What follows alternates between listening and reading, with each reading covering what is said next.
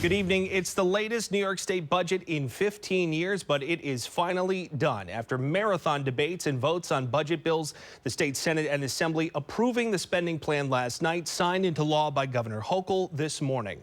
CBS 6's Tom Eschen has been following this whole process from the start. He's here now to break it all down. Tom. That's right, JT. There's plenty of directions we could go here as your tax dollars, a combination of $254 billion worth, is heading in many directions. But what's coming back to you? That's what we'll focus on right now. Inflation rebate checks up to $400 if you're married, up to $200 if you're single. That depends on your income, of course. If you have a child, your tax credit will expand $1,000 annually for children under the age of 4, and will continue a few years after that between $330 and $500. The middle class tax cut pushed back a year, so that won't be until 2026 now. Governor Hochul touting this deal before it was even approved. If anybody questions whether or not an inflation rebate is a good idea, go with me to a grocery store and walk and push a shopping cart as a mom is putting everything from eggs to diapers and bread and tuna fish in the cart.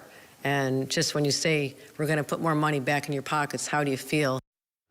Of course, on the other side of the aisle, Republicans in the minority critical of the increased spending, which has gone up $77 billion in the last 5 years, also saying the budget doesn't go far enough for public safety.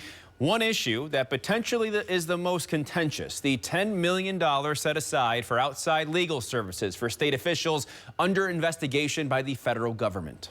You know what everyone's going to be talking about tomorrow is this. So whether you think you did the best thing for New Yorkers or we think you did the worst thing on the budget, that this found its way in there is offensive to me as an American and as a New Yorker and especially as a taxpayer. Some saying the funds are targeted for Letitia James as she defends a current Trump administration probe.